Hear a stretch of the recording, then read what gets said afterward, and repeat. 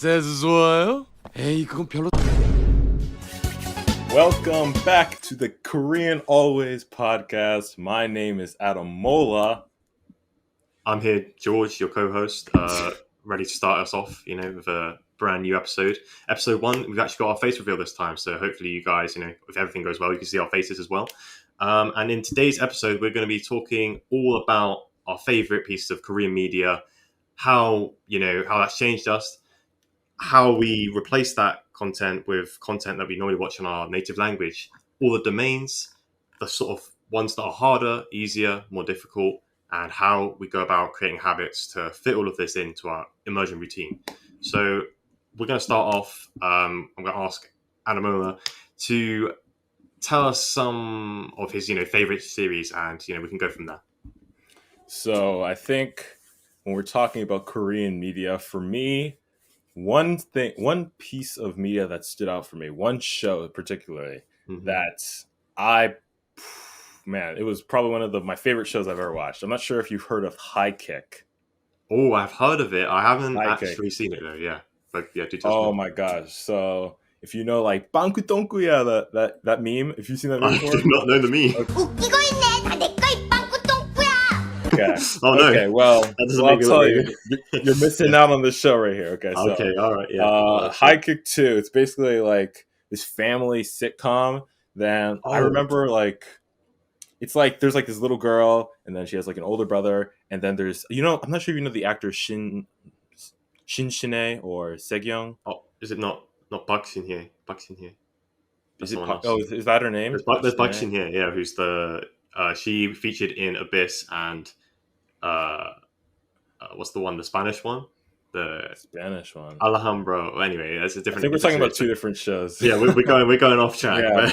But essentially, it's basically like a sitcom, and like that sitcom, I remember I watched that thing like almost. I watched it all the time. I remember even it went so far as like I just sit down in like my living room and I watch it, and my parents would come down and just like see all the screen and like the crazy shit happening, and my parents would literally sit down with me on the couch and they'd be like, "What did they say? What did they say?" Just with you. Oh. Yeah, they're literally just my dad's sitting over here, my mom's eating breakfast, and they're just watching on the big screen, and they're just like, "Oh, what are they saying? What are they saying?" And I'm just like translating, like every so often, like really? just like, "Oh, wow. She said this. Oh, he said this," and I'm like, "Oh, she said that." Like blah blah blah, or like Shinsuke called him a fart poop, and then like, wow, so, wow. Like, so they actually like your family is like completely cool with all that, Yeah. Me and my mom are like, if I'm watching something in Korean, she just won't bother watching it because it's like, oh really? No, thanks. Yeah, there's no subs or no. Yeah. That is tough. That's for the most reality. I think I tried searching for subs for the show because it was like so fun, and my parents liked it just off like my parents would actually ask me to put it on for them. Like they'd come up to me and be like, "Hey, can you show me that show?" And I'd be like, even though they didn't understand. There was no English subs on it in the first place. But my parents were like, "Yo, like, hey, we'd like to see the next episode." So I'd sit down in my parents' room and then just translate Korean for like 40 minutes. Like sometimes we binge watch that show for like maybe like 3 or 4 hours. What was so good about it then? Because you're clearly, you're a fan. It was just hilarious. It was just like it's comedy, funny. Yeah. It had that craziness on the kids' side. Yeah. Is that the Hobakaguma? Wait, Hobakaguma? Is that the Hobakaguma? Like the one with the old lady? It's the second season. The second season of that. Oh, so it is that one. Yeah, okay. Well, yeah. I'll put something on screen. Yeah.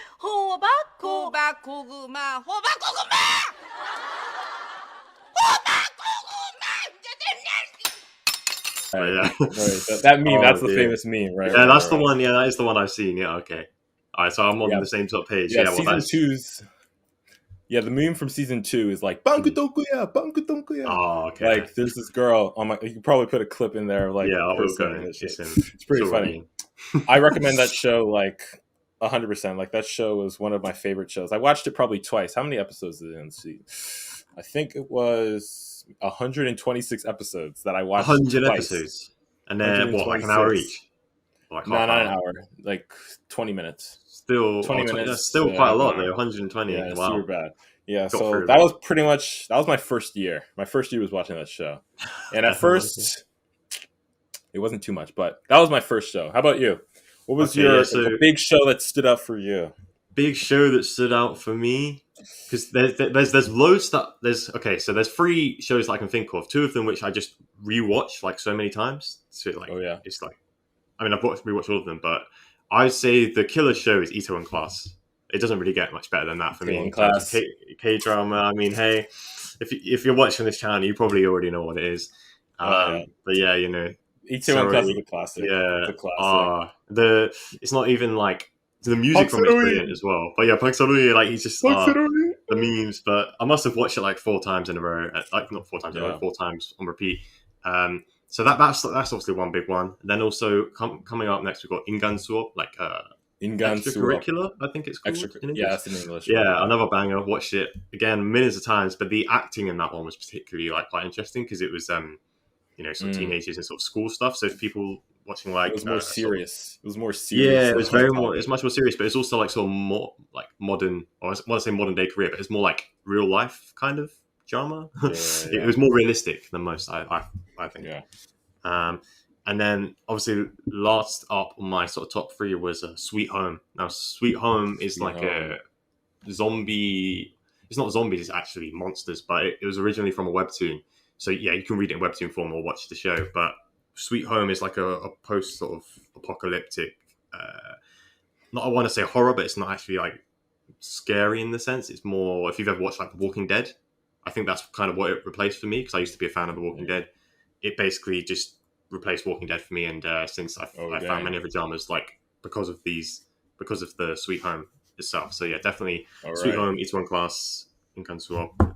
It's my recommendation for series at least. What was it?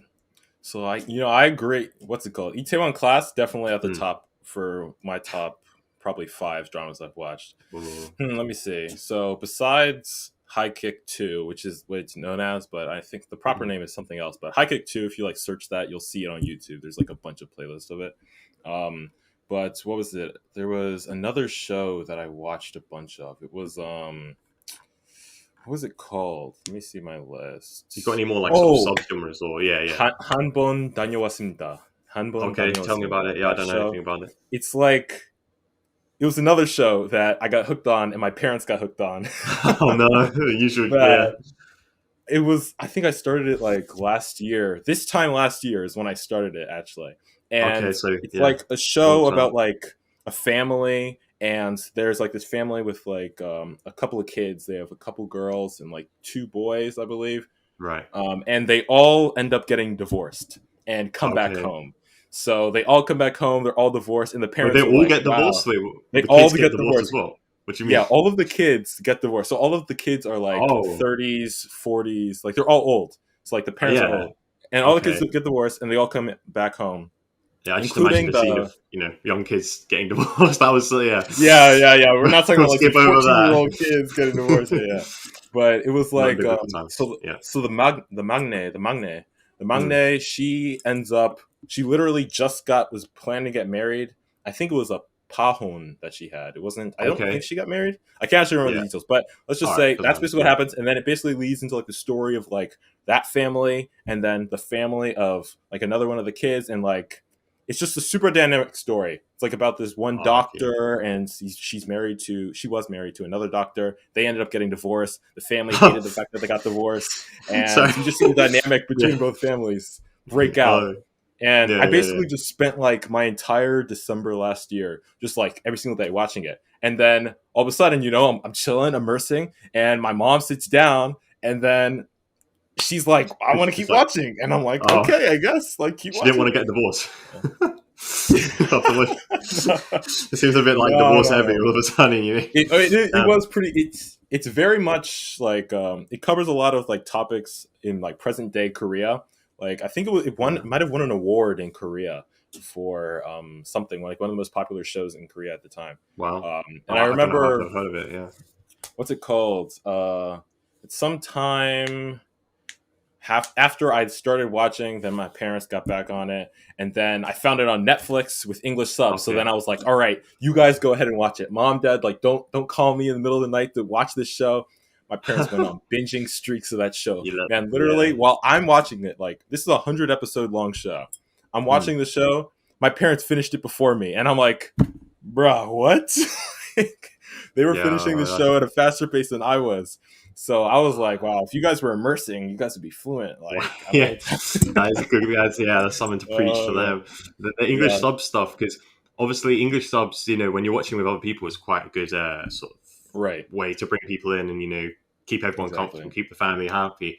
But how do you feel about sort of English subs? For people getting into dramas and kind of wanting to say watch something like Sweet Home or whatever.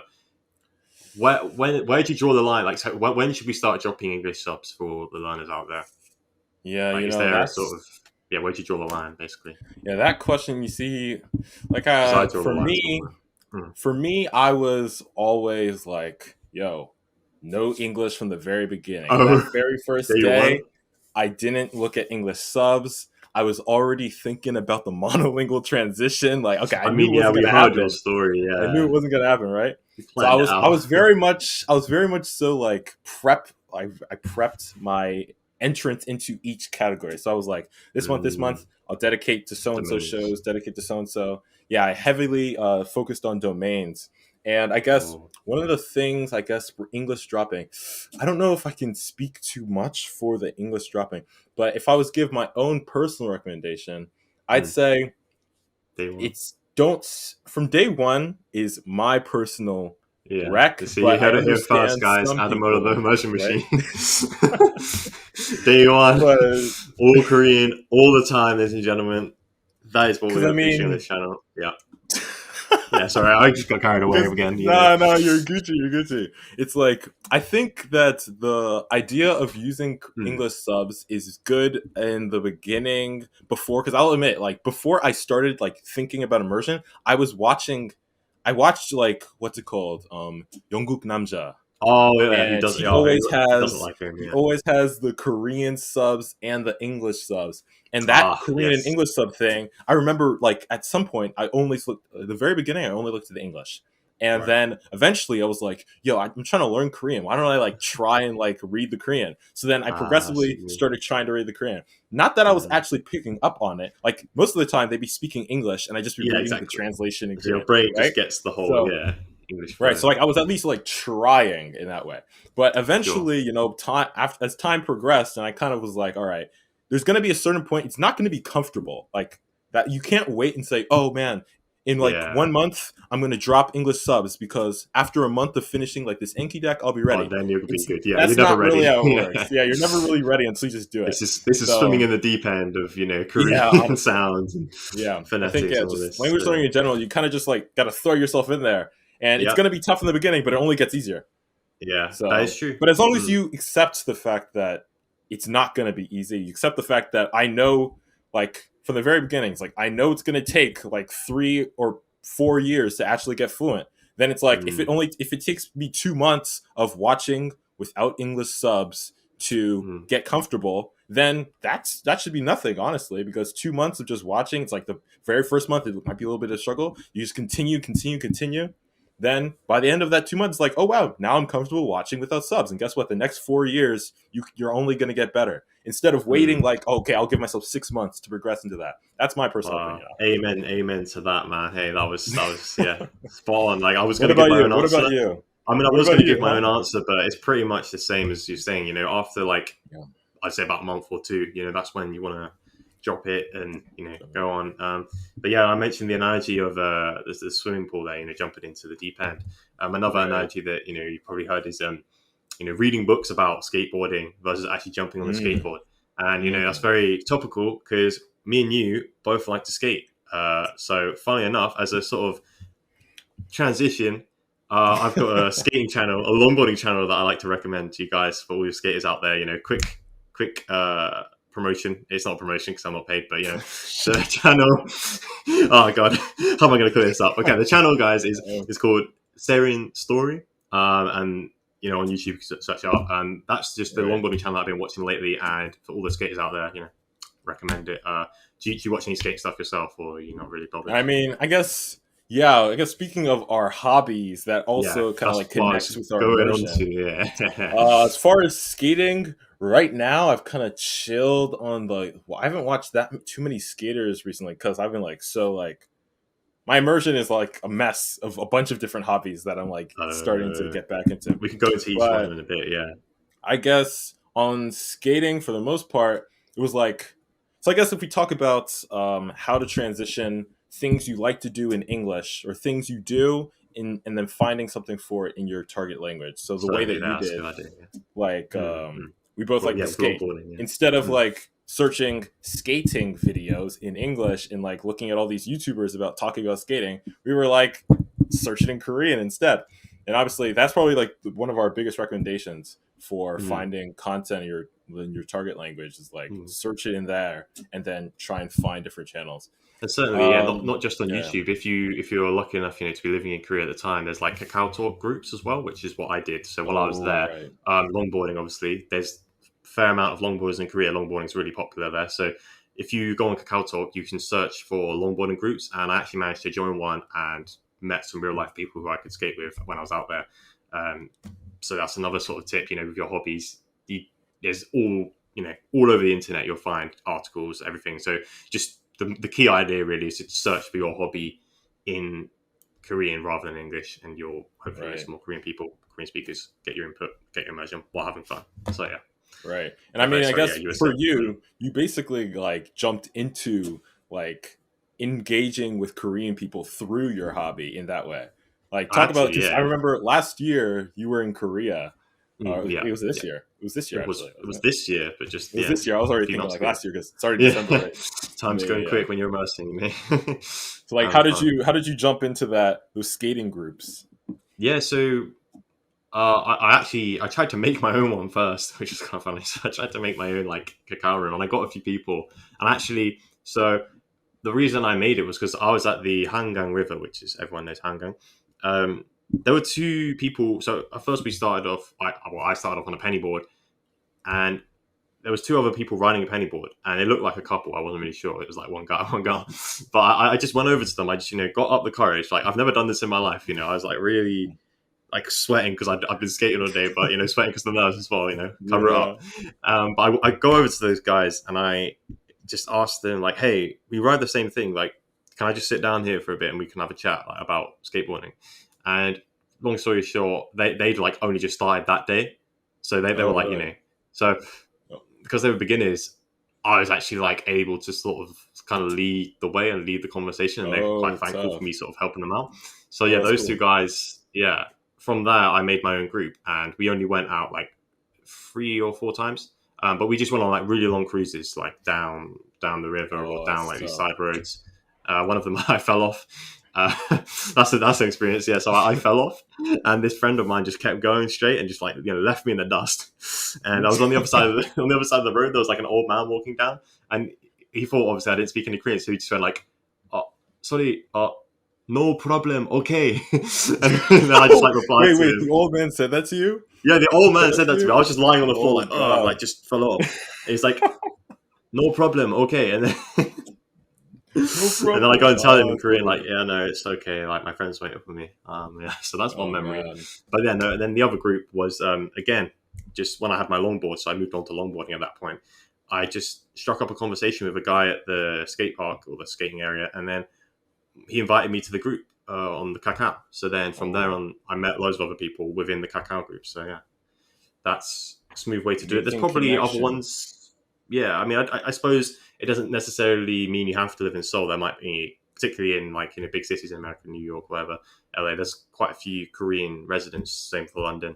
Right.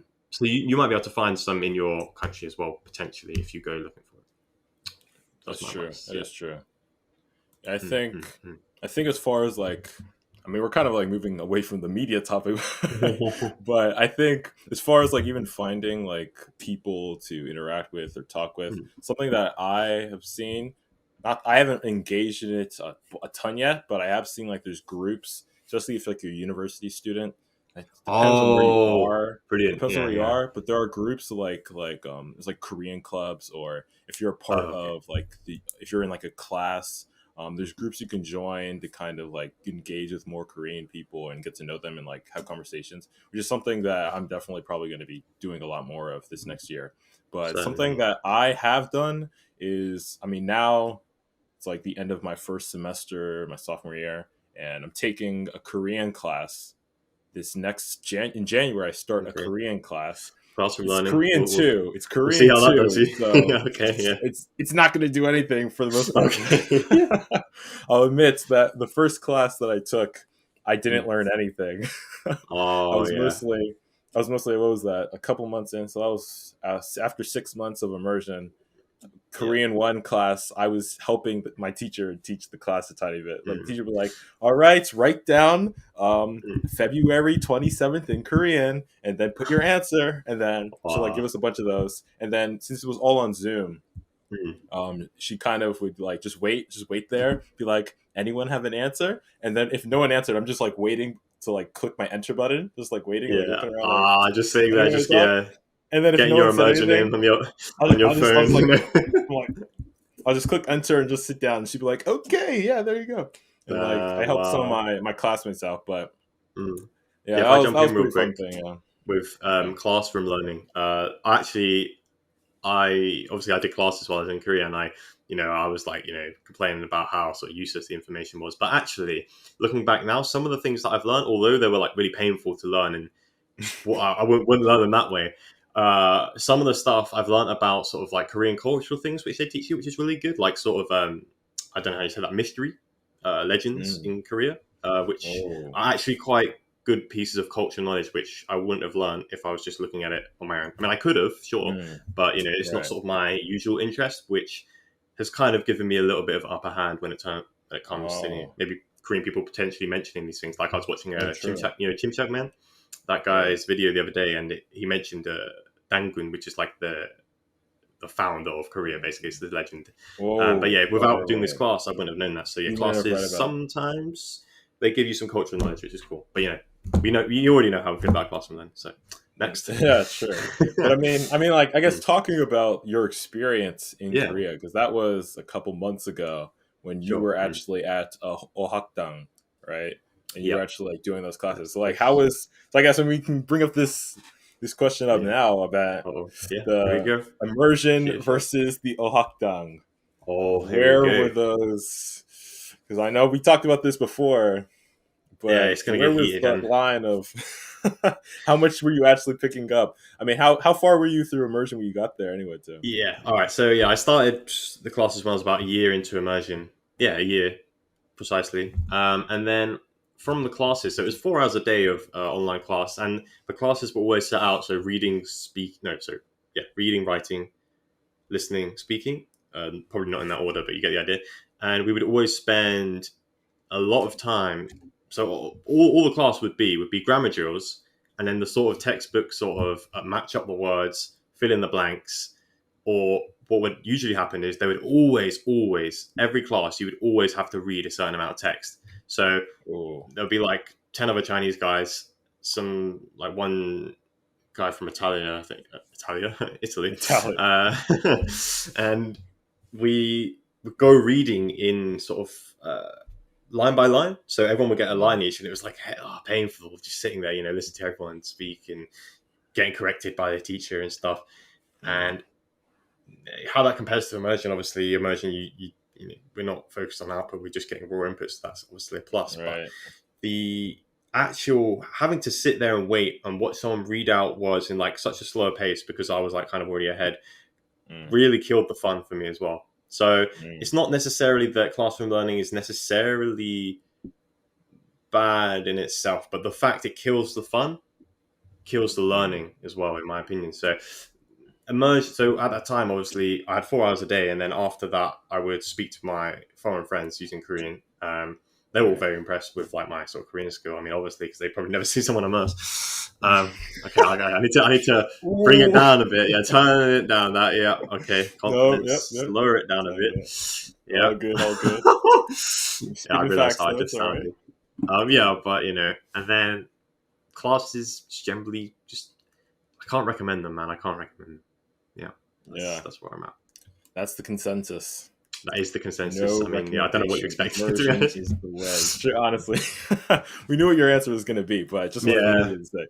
Okay. I mean, so I guess the classroom stuff is a thing, but I mean, we can get back to the main jazz we want to talk about. So one thing that we know is a very vital part of kind of getting into immersion is kind of figuring out what's like the first step. Like what is the first kind of shows to watch or Uh, something. There's a concept in immersion that most people in the immersion community would know, known as domains, which is like mhm. a form or what's it called, a type of media that Subsection, is yeah. subsection of the media that it all kind of follows the same kind of background. Like these people Right. say slice of life.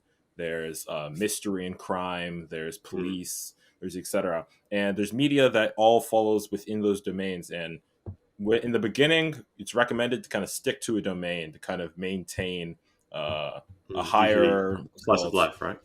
Yeah. right, slice of life is usually a recommendation. But to be honest, it's kind of tough to get straight into slice of life without, I Certainly. mean, I don't know if it's tough, but I think slice of life is usually partially like a part of other domains. So yeah, slice of But it life is all a pretty overlaps. Yeah. wide, yeah, it's a pretty wide domain in the first place. So Mm. but for you, what did you do any domain kind of like division in your immersion?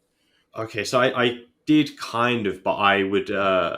So I've mentioned this before, but I would start off with Webtoons. So Webtoons was like the go-to, I guess, Oh yeah. domain because I mean Webtoons you do get a variety of language in there for sure, but my Webtoons were all pretty much slice of life, or if they were some sort of sci-fi type thing, the language used in them wasn't too far removed from real life. It would be like someone, I don't know, turns into a monster or something, but it's still Mm. set in the modern world, so it's not like too, you know, spaceshipy or like I don't know. It's not like Yeah, I'm not space. watching Star Trek, or Star Wars, right? Right, But right. even so, my sort of opinion on the whole domain thing is that while it's probably more efficient to just stick to one, go slice of life, and then move on to your science to whatever to this, I do feel that in the long run they all overlap anyway, more or less. Like there's a classic example like launch, I don't know, launch the missile rockets or launch the blaster gun, something like that. Blaster gun's probably not a very useful word, but you've learned how to use the word launch in that sentence, which you can use in real Right, life. right. So there's a lot of overlap, no matter which domain you choose. So I think it's more of a Mm. matter of just what you're actually going to be compelled to read and listen to, rather True, than true. focusing on a domain at the very beginning. Obviously, once you advance, you could choose like fiction, non-fiction. You can get really sort of specific with what you're trying to improve on. But for the vast majority of beginners, just choosing a domain that you like, and you don't even have to stick to it. I'd say not sort of setting yourself to one domain, because then you might not figure out what you like at the beginning as well. Mm. So yeah, that's my sort of consensus on it. What about you? Do you have any different opinions I about think domains and how we handle it? so. The way that I thought about domains in the beginning was kind of Mm. like, so there's different types of pretty popular media in Korea. We know you got the K-pop, we Yeah. got Oh, K-dramas, that is a domain. and then there was one domain particularly that I didn't know about until like I did like research into like Korean media and I was looking for a bunch of stuff. And then I found one domain that I Mm. honestly kept as my first domain for Oh, Korean. And that was actually web drum roll. dramas. Web Web dramas. dramas. Yeah, Web dramas. I'm not sure solid. if you got into web dramas as much, I but did not know. You've shown me one before, but I never really got into it because it was kind of just like kind of like school vibe again. And right, for right, me right. personally, I just love reading sort of webtoons and like comic style stuff. But when it's Mm, like acted out in real life, kind of like mm, with the Japanese community, they have like manga and then live action. mm. There's the web dramas for me is like the sort of webtoon live action almost, but I feel Yeah, like it's yeah. higher quality. Um, I don't. Yeah, I think they're good, but I just haven't really gotten into them myself now. Yeah. But that Yeah, would be a it's good like domain to start with. Yeah, sure. I felt like I was almost like on the other side of the spectrum because you were kind of like on that. Oh, I want to see like some action packed stuff in the web dramas, but I was Definitely, not yeah. web dramas, web Webtoons, not yeah, webtoons, right, right. yeah. But I was always like, I just want to see like real people having conversations just like Uh, on the screen. So yeah. web dramas for me, like I got sucked into that because not only was it that regular Korean dramas, they kind Mm. of the language they use it can be in the very beginning pretty tough to follow, Oh, certainly, yeah. and another thing about them is, I mean, if you don't have like Netflix or like another subscription to like watch Korean dramas. It can be pretty tough to find dramas that you can have like subtitles as well, at least Korean subtitles. But the thing about web dramas is there's always subtitles on them. Like, and basically what I do is I made like a playlist on my account of like every single web drama that I watch, and like I'd watch a web drama and then I'd replay it every single night. I just let the web drama keep playing back and forth, and I used it as like passive immersion. And then it was almost like you watch the web drama, you read the subtitles, and then after reading all the subtitles, then I listen to it in my headphones. And then after listening to it throughout the day, and then even over me while I'm sleeping in my bed at night, then I wake up, and then all of a sudden, God. We got to talk about that too a little bit. Hold that for all of a sudden, later, my brain just understands everything in the web drama because I've made cards one out of it with the characters. You imagine yourself in your dreams. You're dreaming that you're in the story. Wow, the passive. See this guy. Not that passive. Far. Okay, yeah. The passive, I'm putting words in your mouth. Passive is one way. I mean, I wasn't dreaming about being in a story, but Oh my god. Yeah, speaking of passive, another game changer real quick for the passive immersion game, YouTube Premium. If you do that for like a few months free, which is what I'm doing right now, what you can do is you have your phone. If you're playing a web drama, for example, like you said, you had made a playlist on your phone, you can turn off your screen while having the YouTube video on. So then you're getting passive input really easily. I've only been using it for like a few days now, but that's completely changed up the game for sort of passive immersion for me, because I used to love just only listening to music. While that's like okay, it's probably not as effective. But now what happens is while I'm watching a YouTube video like on my phone, if I'm sort of getting bored or whatever, or someone calls me, I can just turn off my phone and it's still playing. So I'm still getting this passive. So yeah, I can see what you mean. Totally. I have the same our thing, web dramas would be the ultimate sort of like passive piece, because there's like 20 minutes of YouTube videos, or not necessarily YouTube, and even less as well. Even less. Yeah. Oh really? Yeah. So then that would be brilliant. Yeah, there's some web dramas that are like 5-minute episodes, and like entire season is like an hour or 2 hours for some web dramas. Wow. So like you could basically finish like entire series. Like I finished like 4 series in like one each day. Like I'd be like, watch this, watch that. And then by the time you're done with that and listen to it all like over the week, and you make your cards while we're watching it, then by the end of the week, maybe I'll say the first couple of weeks when I did web dramas, it wasn't like crazy. Like it wasn't like my comprehension went like woo through the roof. Yeah, just right through the roof. Like every time I watched a new web drama, I saw like all of the words that I had made cards for previously. That was so you saw your improvement. Exactly. You could at least see because web dramas are, especially web dramas, the genres. They have like the school kids, high school, and then they have some are like office based, and then nowadays there's like web dramas are like pretty high quality media too. Nowadays, like we have some web dramas that are like basically dramas, the same kind of producer team. Yeah, any recommendations? Oh my gosh, we have a bunch of recommendations. Let me see. At least I might have to pull out of my pocket. So, go for it. First one, I'm probably my favorite web drama was called In Soul. Oh, that was the one we watched. In Soul. Did I watch that with you? That was the one we watched. We watched that. Yeah. That was good. Actually. Okay, yeah. In Soul, it's like about this girl, and she she's just like determined to go to college in Seoul, essentially. You know, like in Seoul, they call it Sky. There's Seoul University, Yonsei, Sky. Seoul University, Korea University, and then Yonsei University. And she's basically pursuing to get into like one of those schools or somewhere in Seoul, because she's like infatuated about it. And basically she has like shitty grades, and her mom is always on her ass about it. And it's not until she finally realizes that like her friends are basically gonna be like, or her friends are basically like pretty set on like, they're pretty good at school. She finally like decides like, oh shit, I gotta like put my stuff together. And then she's pursuing getting into Seoul. And it's like her rise growing up kind of in that. Reality, guys. Here's an update, a little life update for me. I actually applied for Yonsei University, and I failed, ladies and gentlemen. So, like your dream, don't. I don't know how to go from that. Just fine. I let the one know, Just so you know, guys, there's the evidence on the screen. It's not. It's only the first time.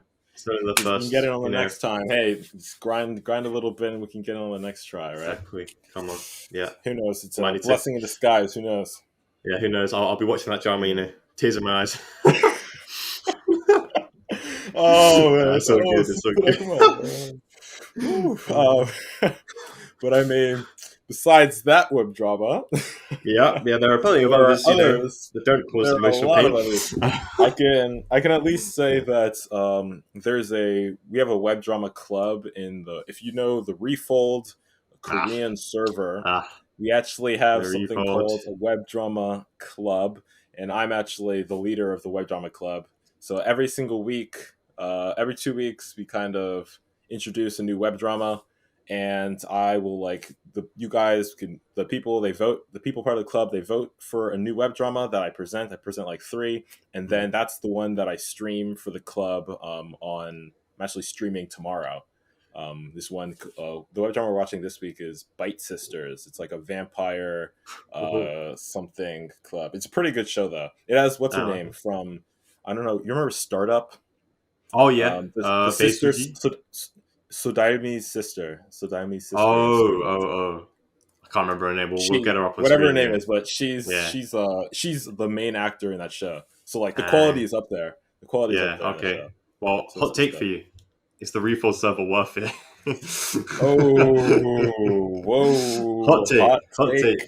Hot take Coming number at you. 4. Because this is where we disagree, guys. This is where we draw the parallel line, north and south. Here it is. We're bringing a lot of heat in this podcast. Yeah, we really are. We turn the temperature down. Oh my god, I need to open the window. Okay. Oh man. Well, I'd say this. So I won't speak for George. I won't speak for George. Okay. Yeah. Speak for yourself. But as far as the media, wow, we turn this to a flipping debate now. As far as what's it called? The community aspect. The community of people that are trying to learn Korean, but at the same time, these same people are also providing resources. You get to look at new websites, etc. And there's a bunch of stuff that I don't have time to look for, that there's like 10 or 15 people that have found it and they drop it in the server, and it's like, wow, I found it. Or it's like, I'm looking for a show. I can type in like, oh, does anyone know where the show is? Boom. All of a sudden, someone knows. Easy communication. You get, fly. Whoa. But communication, finding people that know stuff, talking with other people about jazz in immersion. I love the word jazz. Anywho. You like jazz? You like jazz? No, that's not. For the most part, that's where I find the community aspect. If you like a community, Refold's for you. But people like George. Oh yeah, lone wolves out here. Cool dog sound. Well, what about you, George? Why is it that you bring this up? Yeah. All right, so ladies and gentlemen, boys and girls, Refold, a place of media and a lot of community. Sure, fine, I'll give you that. Community, resources. I love it. Resources. Don't mind me. No, I love resources, good media, good books. Love that. What I don't like, it's the ongoing debates in general about why you shouldn't learn Hanja, why you should learn Hanja, why you should use this book, why that's terrible, how do I open my Anki and press save? All this like debate and just terrible stuff that goes on, that it's just like this drama that I don't need. Yeah, okay. I should. Yeah. Again, the title of this episode is George's Rants. George hates on Refold for like 10 minutes straight, but okay. It's. I agree. No, I have met some amazing people in there. You, well, but actually, that wasn't from Refold. That wasn't from Refold, so it doesn't get the highlight for that. But yeah, no, I've met some good friends, and yeah, I agree. Community, cool. Resources, cool. If you like track on your immersion, though, it's a pass for me. I'm sorry. The power of the arguments are just too much for me to sort of like, just sort of turn the switch off in my brain and say, no, I'll tell you this. Yeah. The last time that you were probably in Refold, there was a period when like arguments and like people talking about random stuff while immersions was happening was like pretty like serious. But like now, honestly, that doesn't happen like at all. It's mostly just honestly, yeah, that doesn't really happen anymore. It's mostly like just if you're immersing or not. I mean, the club aspect is something that has been added since the last time you were there. Did you find that sort so- of keeps you sort of like more on track then? Because obviously, because you could say you could watch any sort of media on your own, you can just do what you want with your life. Like I You quite like the see, freedom, but how do you you feel about know, watching it with other people? Then does that help you sort of? Because you might have like specific domains, I specific stuff you film.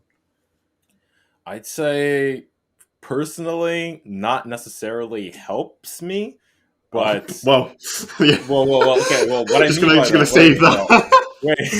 wait, cut the rest of the whoa, podcast. whoa, whoa, Yeah, whoa. What I yeah. mean by that is not like it isn't helpful. I mean, it Mm. doesn't help me personally because Yeah. my habit of immersion is so strong that I don't need Oh. people to help me immerse. It's more like I want to help other people get in on immersion, so I'm at Mm. least giving It's giving my back.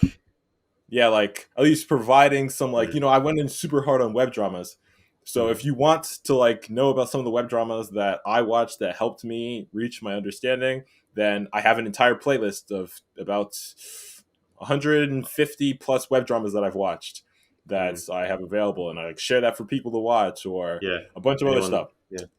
Anyone But who yeah, joins, besides that, Ademola. I think as far as where we stand now at we've been doing this for a little bit of a minute. Yeah. We're not done yet, but Yeah. we're pretty much at that middle point where we're basically at fluency, and then now it's about kind of developing output into a place where we're comfortable and kind of Mhm. grabbing new Okay. domains of stuff. Are we In going to draw that that line department, there? in Because I that mean, department, we've gone like full tangent, but like there's some important points you said about fluency. Do we want to draw that line on this episode, or should we hold it off for another one? we might have to hold the fluency Okay, all question right. for next episode. What about But So you mentioned about your habits earlier, obviously, emotion habits. Oh, sorry, was there right. anything else you wanted to say? Sorry, I think I cut you off. No, I think what was I saying? For the You most said your part, habit for immersion was like too strong anyway. Like I didn't expect anything less from you. You know, yeah. he's not getting swayed I by mean, those English comments out here. Man of yeah, Steel. for the most part, Yeah. I guess the really important thing, at least personally, I can really just speak for myself. Yeah. I from the very beginning was just I'm gonna learn Korean. Doesn't nothing's gonna stop me. Honestly, there's no question. I had no question in my mind. I mean, I know immersion. I see it's worked. Now I just got to do it. So then once I started doing it, and I went super hardcore, where I was putting in 10 to 15 hours each day, because that was that summer of COVID when nothing was happening. Everyone was talking on YouTube. I remember the polyglots were all talking about learn a language I during kinda, yeah. COVID. We already Everyone was know, talking man. about Kenna, even Stephen was it Stevie K. Stephen Kaufman was talking Yeah. about it too.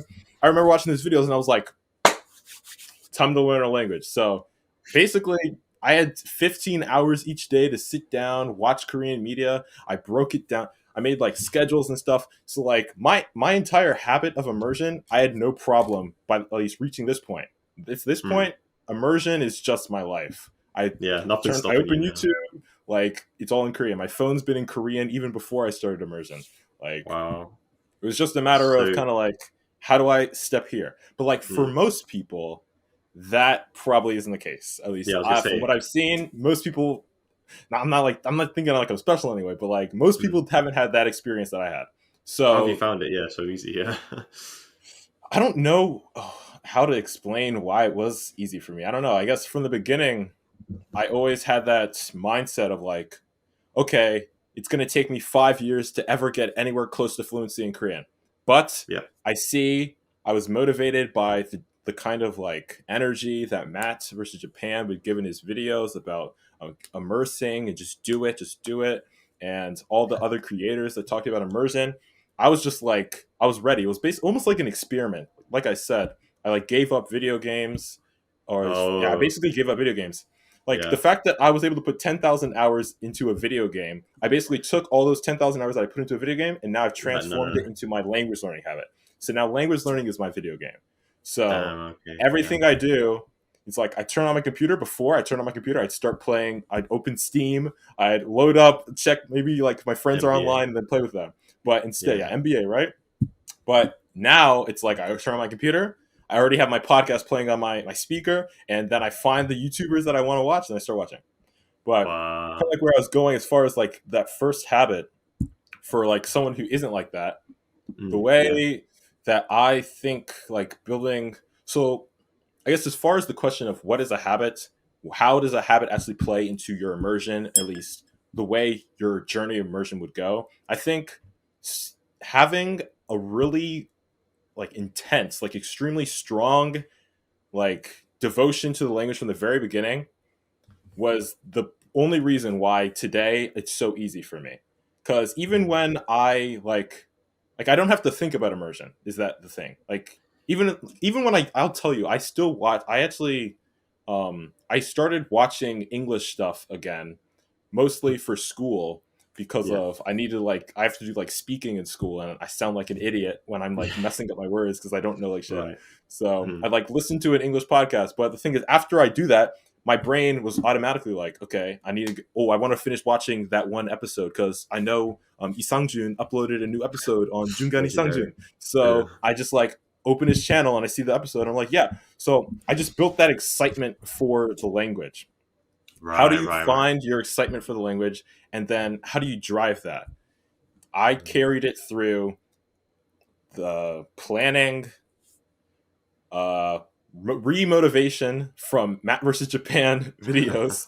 I used to watch them like halfway through the day just to like I was like, all right, 30 minutes of Matt to like hype myself up. I think Matt Yeah. had this one video when he I do was the like same with age out 14 actually. or 15. Yeah. Yeah, with Katsumoto stuff. So I just do you yeah, this same stuff thing too, with yeah. age out. Yeah. It was Straight like I in the middle of the day watch a couple of videos and be like, all right. And then I just turn on Netflix, continue watching a show. And that was like, that's like all that I needed. And then by the time it reached the point where like school started and like life got busy and like things got out of hand. And even in times where I was like, things were screwed for me in like some other departments of my life, I was always thinking somewhere in the back of my mind, just because of that heavy, I don't know, something in the back of my mind was like, oh crap.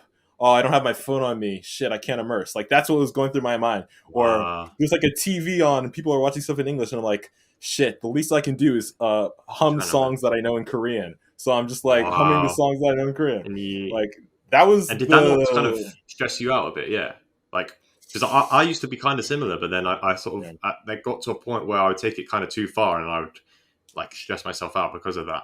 Like I would get like sort of paranoid if I didn't have my headphones on. I don't know if you've had it was similar like struggles. Yeah. It was like if I don't have it, oh man, I will admit it was stressful at one point. There was one time I remember I didn't have my phone and I went on I think it was like I went on a trip, like a weekend trip, an entire weekend, and I didn't have my phone, I didn't have my headphones, and I was like, what the fuck am I doing, bro? I was like, bro, I can't immerse. I mean, it wasn't like I was wasting my time because I still had fun, but it would have been more fun if I had my Korean with me. At least that's what was going through my mind. At least it was like, it would be so much more fun if I just had the Korean with me.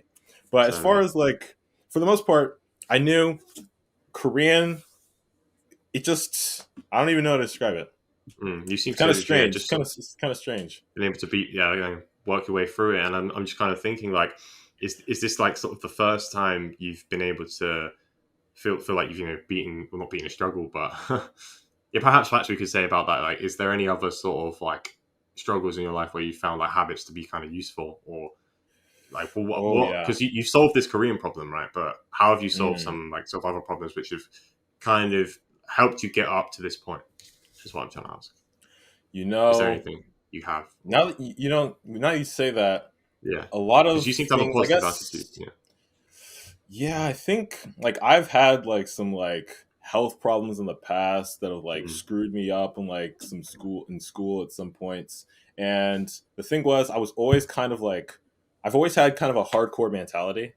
Right. I think that kind of like all in, like I start something, I'm going to do it. Like there was like a time when I was like always thinking about, yo, I'm going to play in the NBA. This was in middle school. I was like, yo, I'm going to be an NBA basketball player. Like people are telling me I'm going to grow. Like I think I was like 5'4" at this time. So there was no hope. There was no hope, at least at that time. But there's something in my mind. I was just like, yo, I'm going to be an NBA player single day. Every single day I'd go out late at night dribbling my basketball around my entire neighborhood. I used to like spend like 4 hours shooting. Like I used to do crazy stuff like that. And I kind of like, I've kind of always had that kind of personality. So this might be a personality thing in a way, where I kind of just like transformed. Instead of basketball being the center of my life, now language learning is that core talent that I'm trying to develop. Is something that I guess is like keeping it so like hardcore for me in some ways, or why I don't really feel bad or have like horrible like thoughts about immersion. But I mean, for you, how would you say, what was your experience at least? Because you've mentioned you've had like some tough times when it comes to like immersing in Korean. Yeah. Yeah, certainly. So I've how do I say? So for the first about year or so, I was having the golden ages. Like I was just having a blast, really, like having so much fun with it all. And then sort of halfway through my sort of like towards the end of the first year, pretty much is when I sort of started to like face some like mental health issues, and this was due to like other stuff in my life as well. But briefly, what that meant for Korean immersion then was I was kind of finding that I started to like just couldn't feel like I could do it. Like I don't know, there's something. Every time I'd watch something sort of or hear something in Korean, it'd be like such a chore to like actually listen to and actually like get to watching it, even though I had such a passion for it. And I've sort of been sort of battling with that over time. Because especially passive immersion, I think that was the one that really sort of knocked it out of me. Because when I wasn't feeling good, I really struggled to do passive immersion, and then from there I sort of lost my flow. Because I was like going all the time. I've slowly started to pick it up again now, and I'm feeling better about the whole thing. But the thing that has probably helped me the most is kind of actually realize what's important in life, because I could sit here and spend all my time on Korean, but what actually kind of hit me when I went to Korea was that I didn't actually spend as much time with my family as I could have while I was there. And since coming back, I've actually kind of had moments where, sure, I can watch this Korean film, but if I don't spend time with my family, like, I'm never going to be able to see them again. So it's kind of my priorities have slightly shifted now. I mean, Korean's still a massive part, and I really want to take it further, but I feel like sometimes you have to let go of things as well, even within Korean immersion, actually, because with the whole immersion stuff, I recently had an experience where I realized I was subscribed to like over 600 channels, and my sort of mindset was like, I need to learn Korean, so I'm just going to subscribe. I subscribe to whatever it is because it's in Korean, like sure. But then over time, my sort of feed was built up with like a bunch of stuff that I didn't really care about. And if I was just a normal English native speaker, I wouldn't be watching any of this sort of content. So why would I do that to myself in Korean, like just to learn? Like you've got to be some level of fun, like we talked about with the classes. If it's not fun, it kills everything really. Because when I wasn't having fun with my sort of mental health stuff, it killed my sort of ability to acquire language at the same time. So yeah, definitely being able to keep a positive mindset, but just being able to sort of let go and really think like what is actually important sort of in your life is a good thing, because you have the rest of your life to learn language. And that's not to say, people like this is probably the most important thing for you. And it's not to like put people like you down or say like, oh, you're too extreme, you're too hardcore, because I don't really say there is a sort of stand which we should judge by. It's up to your own sort of level, your own personal standards. But yeah, personally, I would say that I have had a fair few hard times throughout the journey. Yeah, and I can say like I agree with what you're saying, because even though I get like 10 hours of immersion, say per day, like it's weird. It's weird because it's like, how do I use 24 hours of my day? So like, if you try and like, I think there's like an exercise where you can like try and actually think of how you spent each hour of your day. It's like, okay, the first hour of my day I did this, the second hour of my day I did this, so and so, and then you can actually see where you put your time. So like sometimes some people will. So the thing that I do is I first prioritize hitting a goal that I have each day, which is at least 6 hours of active immersion. And you see, usually, if I already hit 6 hours of active immersion, then I literally will do anything else that I want. But if what I want to do after I do 6 hours is immerse more, then I continue to immerse. But as far as it goes, like especially with other life commitments, school life, I mean, for us, we're like, we're both 19. we're both like young. We don't have a family necessarily like take care of. We don't have like that's jobs true. that are like extremely demanding. Fairly So sort of like like our financial secure. Yeah, experience, exactly our experience, especially with our families, are relatively financially like, stable. We don't have like those kind of issues, yeah, and we're lucky. for the most part, Hmm. we're like great. We're grateful in that sense because Certainly. immersion learning for us, we can kind of just sit here and immerse and get that input, and then just like, oh yeah, shit, we're getting better at Korean every single day, every single day. Like Hmm. other people, that's not the story. Which is like in some ways, I see like other people that are like struggling to at least hit these kind of hours. I mean, for the most part, it's all based on your situation. You got to figure out how to find the time, figure out how to balance your life towards your goal. Because I mean, I think while it is like one of those things, like how like a lot of people are always focused on quickly getting fluent in 6 months, getting fluent in so and so. Hmm. Like Certainly. while I am like doing like 10 hours of Korean each day, I never have this idea in my head like, oh, I'm gonna get fluent in like 2 more months if I do like another 400 hours each month. I'll be fluent Hmm. by the time I reach 2 months from now. Like I've never thought like that. I've always kind of kept that mindset of like, oh, it still takes 5 years regardless. Like it's just like kind of having a mindset where you're not expecting too much. You're just Because not focused on the results as much. right, don't Hmm. focus on like the results are important to a degree because you know that like what you're doing is going to affect the result. But for the most part, if you're immersing, that's the most important thing. Immersing and you're giving your attention to it and in stuff that you like, most importantly, Hmm. right? Hmm. That's the most important thing. And kind of just like finding what you like. Finding so one of the things we actually talked about earlier was interest you have in your native language and then figuring out how to find them in your target language. So like personally, like I was saying, I actually used to be extremely like big NBA fan. I used to like know every single player in the league's names. I'd buy each game. I play it like every single year. And I watched every single like game that came on during the year.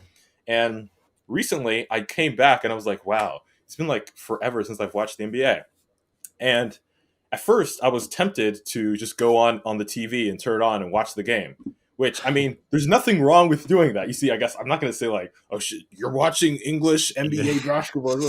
Like, no, there's nothing wrong with that. But my thought was in my head was like, okay, well, I know Korean people. There's got to be a community of Korean people that like the NBA too, or talk about the NBA. So I searched on YouTube for basketball nongu, and then after I searched it, I saw like a bunch of channels. And then I was like, holy cow, there's people in Korea that talk about this stuff. So like just doing that search, I mean, as far as it goes, like some people talk about how, oh, it's tough for me to watch stuff in the target language for this. I just prefer it because I'm comfortable in my native language watching stuff in this. I just want to watch to relax. If you at least challenge yourself to at least introduce a little bit of your hobbies in your Hmm. target language, eventually you'll find something that grabs you. At least that was my experience. At Hmm. And least that sort of I think at fits least your, yeah, trying is the first thing, right? Trying is yeah. the first thing. Hmm. Because I know you did the same thing with at least we talked about longboarding Yeah, and skateboarding. There's a bunch of like skateboarding channels and there's a that's bunch of exactly what's longboarding channels. helped me with that Right, stuff. Yeah, right. there are some sort of content. There is some. Oh, sorry. Whoa, Whoa, what's you're it? yawning at me now, man. Whoa, yeah, it's quite late out here. Whoa. Whoa. There is some sort of content that is I find is yeah, you can't get in Korean. There is just some stuff that is going to be the same, but there's also the opposite where there's Korean stuff which I'm not quite used to sort of enjoying yet because I don't know how to enjoy it, like certain comedy that I don't really understand yet. But there's Korean stuff that you can't get in the West as well, and that is sort of what makes it uh, kind of more. I don't want to say more of a challenge, but it makes it more of an adaptive kind of process because you've got to open your mind up to all these new things, all these new Korean Mm, ideas. And, some right. people are better at just jumping in and be like, yeah, woohoo, like I'm basically Korean now. Whereas people Mhm, sort of like myself, it's like you slowly want to come out of your comfort zone and then get to this mm, sort of new Korean way of thinking, which isn't actually an easy thing because the language is one thing, yeah. but also the general sort of psychology of the people and the culture as well is Mhm, another sort of right. adjustment you have to make as well Yeah.